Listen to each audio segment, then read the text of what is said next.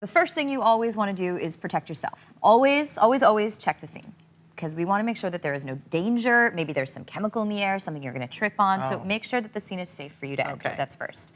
Then, if your victim's conscious, you want to approach and ask for consent. If they're unconscious, you immediately approach and you need to check them out. Let's make sure that they're unconscious and not just taking a nap. So let's make sure that they're unconscious first. Then you want to check them for breathing and any other signs of life. And if they're not breathing, you immediately want to begin CPR. How do you check somebody for breathing? Very good question. First, you must open the airway with a head tilt and a chin lift. Then you put your ear really close to the nose and mouth. Look at the chest to see if it's rising and falling. Listen and feel for breath on your cheek. And you do that for 10 whole seconds. Because you want to make sure that if they are breathing, it's normal, But what quiet. if they're not breathing? If they're not breathing, you quickly scan the body for any blood or injuries. Get your hands in the center of the chest and start CPR compressions. Okay, so show us that. All right. Well, you want me to start from the beginning with the airway? Okay. So let's assume I've checked the scene and I have approached my victim. I'm going to check to see if they're conscious. Hello, can you hear me? Hello? They don't respond. So this is the most important thing you can do. Tell someone to call 911. Have someone do that for you so that you can take care of the person. And that way, you know that advanced medical help is on the way. A lot of people don't want to help. It's very true. Because they're afraid, the insurance, the liability, the this, the that. Should we forget that? The biggest thing to remember is you always have a choice of whether or not you want to get involved in an emergency. If you decide to help, when you take a Red Cross course, there are things that we teach you about ways to protect yourself in emergency situations, laws that are there to protect you, steps like asking for consent that will help you be protected in those situations. Right, so here, I've checked, they are unconscious. I've sent someone to call 911 and possibly bring me back a defibrillator if they can. Now I'm going to go in and I'm going to check to see if they're breathing. So we have an airway, head tilt, chin lift, to pull the tongue away from the back of the throat. I'm going to get down to look, listen, and feel for breathing. For 1, 1,000, 2, 1,000, 3, 1,000, 4, 1,000, 5, 1,000, 6, 1,000, 7, 1,000, 8, 1,000, 9, 1,000, and 10, 1,000. And Annie here is not breathing. It's very sad. So I scan the body for blood. There is none.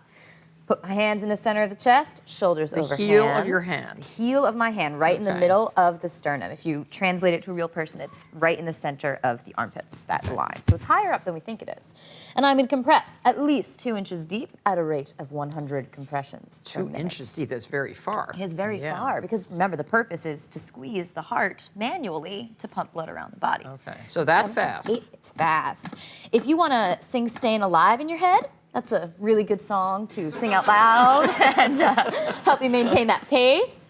And let's say I've got 28, 29, 30. I'm going to now give my 2 breaths. We'll use a breathing barrier to what if you prevent don't have disease that? transmission. If you don't have that, there's an alternative to full CPR, because full CPR is the compressions and the breaths.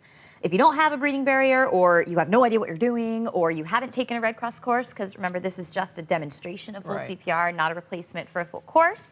But we have something called hands-only CPR, which you can use, which is exactly what it sounds like. You would just keep going with those compressions until help arrived.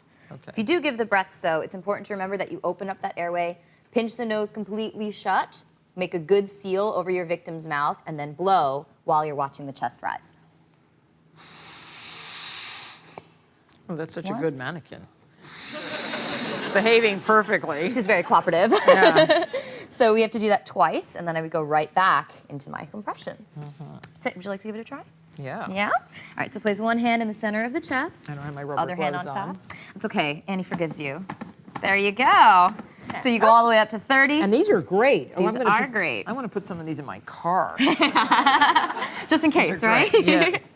You never know when you're going to need it. So it's important to keep that dip and that pace when you're doing those compressions. So for the layman, do you think everybody should take a CPR course? I think it's so important. You never know when you're going to need these skills. And where do we where do we take the course? Well, if you visit our website, redcross.org, you can find the class closest to you.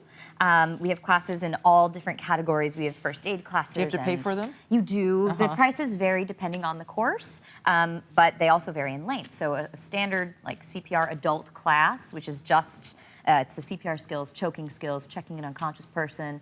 It's only 3 hours long. Oh, okay. Yeah. It's a nice, easy skill to learn. Well, I hope this has encouraged all of you to take a CPR class. And thank you very much for being here. Thank you so much for having me.